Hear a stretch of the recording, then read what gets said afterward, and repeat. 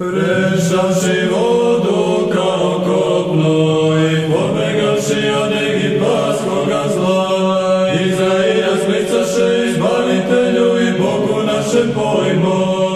Sveti blagoverni kralju Stefane, moli Boga za nas, mnogima napastima opsednuti, tebi pribegavamo slavni.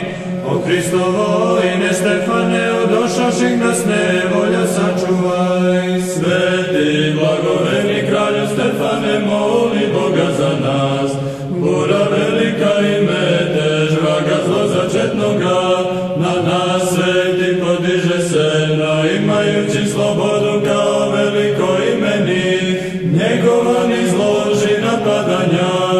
Slava Otcu i Sinu i Svetome Duhu, na crkvu Tvoju i stado, što i Ti sazda i sabra, kao lavovi ričući napasti ustremiše se, koje Ti posrami do kraja. I sada i uvek i u vekove vekova, amin. Jednoga od trojice rodiši Mati Djevo, njega moli Vladičice, crkvama da daruje mir i narodu oproštaj. Nebeskoga svoda, vrhotvoče Gospode i crkve graditelju, Ti mene utvrdi u ljubavi Tvojoj, kraju želja tvrđavo verni, jedini čovekoljubče.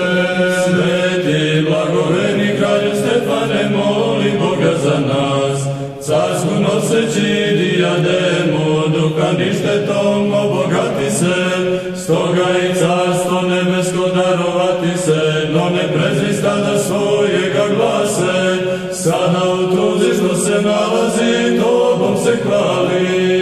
Sveti blagoverni kralju Stefane, moli Boga za nas, čudesno je žitije Tvoje blaženi, preslavno je trpljenje, i čudesa prehvalna su, što i Tvoje svete mošti učiniše, jer mnogi Tvog stada napadači pravedno biše Tobom kažnjeni.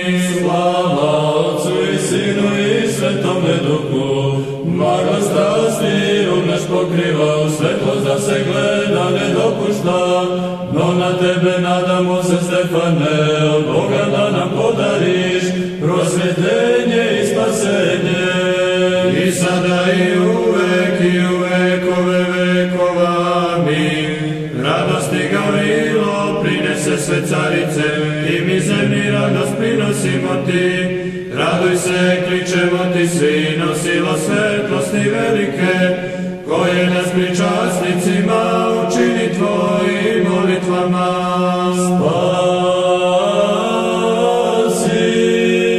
Od beda sluge Tvoje veliko mučeniče Hristo Stefane,